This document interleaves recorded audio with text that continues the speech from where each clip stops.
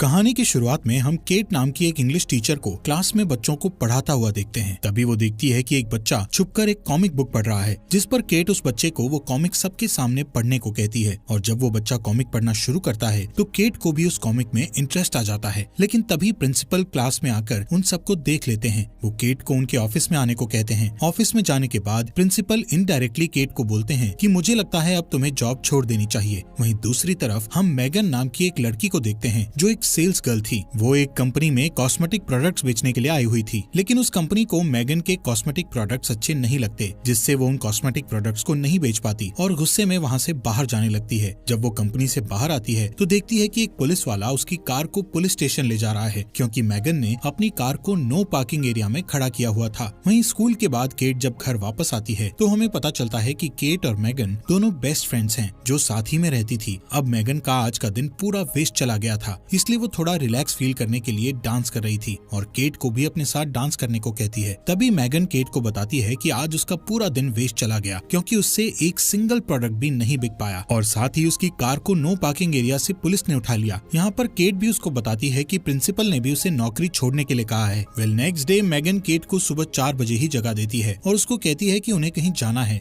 लेकिन केट मैगन से कहती है कि इस बारे में हम सुबह बात करेंगे। लेकिन मैगन उससे कहती है कि उनकी फ्लाइट को सिर्फ 3 घंटे रह गए हैं। यहाँ केट मैगन के साथ जाना तो नहीं चाहती थी, लेकिन मैगन ने पहले से ही उसकी टिकट्स बुक करा रखी थी, तो केट को मैगन के साथ मजबूरी में जाना ही पड़ता है। एयरपोर्ट पर पहुंचने के बाद मैगन एयरपोर्ट पर लंबी लाइन देखकर समझ जाती है कि अगर वो इस लाइन में लगे रहे तो उनकी फ्लाइट मिस हो जाएगी। तभी मैगन एयरपोर्ट पर काम कर रहे एक लड़के के पास जाकर उसके साथ फ्लर्ट करने लगती है, जिससे वो लड़का उन्हें बिना लाइन में इंतजार करे आगे भेज देता है। इसके बाद केट और मैगन दोनों प्लेन पर चढ़कर अपनी अपनी बुक की हुई सीट पर बैठ जाती हैं। केट को ऊंचाई से बहुत डर लगता था, इसलिए वो एंजाइटी पिल्स खा लेती है। थोड़ी टाइम बाद रायन नाम का एक लड़का वहां आकर उन दोनों के बीच वाली सीट पर बैठ जाता है। रायन एक फायर फाइटर था, इसलिए उन दोनों को ही रायन बहुत ज्यादा पसंद आता है, जिससे मैगन और केट दोनों ही रायन के साथ फ्लर्ट करना शुरू कर देती हैं। लेकिन ज्यादा एंजाइटी पिल्स लेने की वजह से केट थोड़ी देर बाद बेहोश हो जाती है। तभी प्लेन का कैप्टन एक अनाउंसमेंट करता है कि फ्लोरिडा में भारी तूफान आने की वजह से वो प्लेन को सेंट लुई में लैंड करा रहे हैं। अब यहाँ पर अगली फ्लाइट के शेड्यूल होने तक मैगन और केट सेंट लुई के एक शेरेटन नाम के होटल में रुक जाते हैं। होटल के रिसेप्शन पर पहुंचकर मैगन को पता चलता है कि उसका बैग एयरपोर्ट पर ही कहीं खो गया है। इस बात से वो अपसेट हो जाती है। फिर भी वो दोनों अपने रूम में जाने के लिए लिफ्ट में चढ़ने लगती हैं कि तभी वहाँ उन्हें रायन मिलता है। रायन के पूछने पर मैगन उसे बताती है कि हम यहाँ पर अपनी फ्रेंड की शादी के लिए आई हैं। साथ ही वो रायन से भी पूछती हैं कि तुम यहाँ पर क्यों आए हो, जिस पर रायन उन्हें बताता है कि वो भी शादी में कुछ दिन बाकी होने की वजह से वहाँ पर रुका हुआ है। यहाँ पर रायन उन दोनों से शाम को उसके साथ ड्रिंक पर चलने के लिए पूछता है, जिसके लिए वो दोनों हाँ कर देती हैं। अपने रूम में पहुंचने पर मैगन केट से कहती है कि मेरा बैग एयरपोर्ट पर रह गया है, इसलिए मेरे पास अब शाम को पहनने के लिए कुछ भी नहीं है, तो क्या तुम अपनी ड्रेस मुझे दे सकती हो। केट उसे ये कहते हुए मना कर देती है कि मेरे पास भी सिर्फ एक ही ड्रेस है। शाम को केट मैगन को बिना बताए रायन से मिलने अकेले ही चली जाती है। रायन केट से मैगन के बारे में पूछता है। केट उसे कहती है कि मुझे नहीं पता मैगन क्यों नहीं आई। यहाँ पर वो दोनों बात कर ही रहे थे कि तभी रायन मैगन को आते हुए देखता है। मैगन एक ट्रेडिशनल ड्रेस पहनकर आ रही थी। रायन मैगन को इंडियन ड्रेस में देखकर सरप्राइज्ड हो जाता है, क्योंकि इंडियन ड्रेस में वो बहुत ही ज्यादा खूबसूरत लग रही थी। तभी वो न्यूज में देखते हैं कि फ्लोरिडा में तूफान और भी ज्यादा भयानक हो गया है, जिससे उनकी फ्लाइट और भी ज्यादा लेट कर दी गई है। इस न्यूज को सुनकर रायन बहुत परेशान हो जाता है। अब रायन को थोड़ा रिलैक्स फील कराने के लिए केट और मैगन उसके सामने डांस करती हैं, लेकिन डांस करते वक्त मैगन बहुत एक्साइटेड हो चुकी थी, जिससे उसकी ड्रेस नीचे गिर जाती है। इसके बाद वो तीनों वहाँ से होटल वापस जाते हैं। अपने रूम में जाते वक्त मैगन केट से लड़ने लग जाती है कि तुम रायन से मिलने अकेले क्यों चली गई थी, क्योंकि वो दोनों ही रायन को पसंद करती थी। अगले दिन मैगन रायन से कहती है कि हम तीनों को हॉट एयर बलून की राइड लेनी चाहिए। अब क्योंकि केट को ऊंचाई से डर लगता था, इसलिए वो उनके साथ जाने से मना कर देती है। इसी बात का फायदा उठाकर मैगन रायन से कहती है कि फिर हम दोनों को ही हॉट एयर बलून के लिए जाना चाहिए। लेकिन केट मैगन को अकेले रायन के साथ हॉट एयर बलून पर नहीं जाने देना चाहती थी, इसलिए ऊंचाई से डर लगने के बावजूद भी वो हॉट एयर बलून पर जाने को तैयार हो जाती है। बलून का कैप्टन थोड़ा ऊंचाई पर पहुंचते ही उनको बताता है कि वो 500 फीट की ऊंचाई पर पहुंच गए हैं। ये सुनकर केट और भी ज्यादा डर जाती है। केट को डरता देखकर रायन उसको शांत करने की कोशिश करने लगता है, लेकिन इसी बीच मैगन शैंपेन की बोतल को खोल देती है, जिससे उस बोतल का ढक्कन सीधा जमीन पर जाकर बलून उड़ा रहे कैप्टन की आंख पर जोर से लगता है और उसे कुछ भी दिखाई नहीं दे रहा था। अब क्योंकि कैप्टन की एक आंख पहले से ही नहीं थी, इसलिए वो बिना देखे ही अपना हॉट एयर बलून एक बच्चों की चल रही पार्टी में लैंड कर देता है। इसके बाद वो तीनों दोबारा होटल में चले जाते हैं। होटल में पहुंचकर रायन उनको कहता है कि पूल में स्विमिंग करने जा रहा हूँ। अब क्योंकि रायन उन दोनों से बलून राइड खराब करने के लिए नाराज था, इसलिए केट और मैगन पूल में रायन को इम्प्रेस करने के लिए बहुत छोटी ड्रेस पहनकर आ जाती हैं। वो दोनों रायन के सामने एक साथ पूल में डाइव लगा देती हैं, लेकिन पूल में कूदने की वजह से मैगन की आंख पर चोट लग गई थी। नेक्स्ट डे वो दोनों उस होटल के कैफे में बैठी हुई थी, जहाँ पर केट जूस पीते वक्त रायन को एक बैग के साथ कहीं पर जाते हुए देखती है। वो दोनों जल्दी से उसके पास जाकर उससे पूछती हैं कि आखिर तुम कहाँ जा रहे हो। रायन उनको बताता है कि वो एक वेडिंग में जा रहा है, जिस पर मैगन और केट रायन से कहती है कि क्या हम भी तुम्हारे साथ चल सकते हैं। रायन उनको अपने साथ जाने के लिए हाँ कह देता है। अब वेडिंग में जाने के लिए वो एक कार में बैठते हैं, जिसके ड्राइवर का नाम क्रैग था। क्रैग को मैगन बहुत पसंद आती है। रास्ते में मैगन रायन के हाथ पर लोशन लगाने लगती है, क्योंकि उसके हाथ पर मामूली सी चोट लग गई थी। लेकिन ये देखकर केट मैगन से जेलस फील करती है, इसलिए वो क्रैग और रायन को अपने फोन में मैगन की एक बचपन की फोटो दिखाते हुए उसका मजाक उड़ाने लगती है। कुछ टाइम बाद क्रैग गाड़ी में पेट्रोल भरवाने के लिए एक फ्यूल पंप पर कार रोकता है। उस फ्यूल पंप पर केट वॉशरूम के लिए चली जाती है, लेकिन तभी बाहर से मैगन वॉशरूम का डोर बंद कर देती है, क्योंकि वो केट से अपनी इंसल्ट का बदला लेना चाहती थी। अब केट बाथरूम में फंस गई थी। बाहर मैगन रायन के साथ फ्लर्ट कर रही थी, लेकिन किसी तरह केट बाथरूम की विंडो से बाहर निकल आती है, लेकिन उसके सारे कपड़े गंदे हो चुके थे। केट की ऐसी हालत देखकर रायन केट से पूछता है कि तुम्हारे कपड़े गंदे कैसे हो गए, जिस पर केट गुस्से से उनको बताती है कि कोई सिरफिरा बाथरूम को बाहर से लॉक कर गया था। यहाँ पर केट जल्दी से एक वाटर पाइप से खुद को साफ करती है और इसके बाद वो चारों वेडिंग के लिए निकल पड़ते हैं। रास्ते में केट रायन को अपनी तरफ लाने के लिए उसे कहती है कि मेरे कंधे पर चोट लग गई है, जिससे रायन केट के कंधे की मसाज करने लग जाता है। अब यहाँ पर ये देखकर मैगन गुस्से से भर जाती है, इसलिए वो एक वाइन बोतल में नींद की गोलियां मिलाकर केट को पीने के लिए देती है, लेकिन केट वो वाइन पीने से मना कर देती है, क्योंकि अब वो जान चुकी थी कि ये बस मैगन की एक चाल है। यहाँ पर क्रैग मैगन के हाथों से बोतल लेकर पूरी पी जाता है। कुछ वक्त बाद मैगन, केट और रायन सो जाते हैं, लेकिन इसी बीच नींद की गोलियों की वजह से क्रैग को भी ड्राइव करते समय नींद आ जाती है, जिसकी वजह से थोड़ी दूर जाकर उनकी कार का एक्सीडेंट हो जाता है। एक्सीडेंट की वजह से उन चारों को रात एक होटल में बितानी पड़ती है। जब केट कार से नीचे उतरने लगती है तो उसे कार में पड़ी उस खाली वाइन बोतल में नींद की गोलियां दिखाई देती हैं, जिस वजह से केट होटल में मैगन से अलग अपने लिए एक रूम बुक करती है। होटल में देर रात को जब केट एक वेंडिंग मशीन में अपने लिए कोल्ड ड्रिंक लेने आई हुई थी, तभी उसे वहाँ रायन मिल जाता है। रायन केट से कहता है कि मैं हर समय मैगन के साथ होने की वजह से तुमसे प्राइवेट में बात नहीं कर पा रहा था। इतना कहते ही रायन केट को किस कर लेता है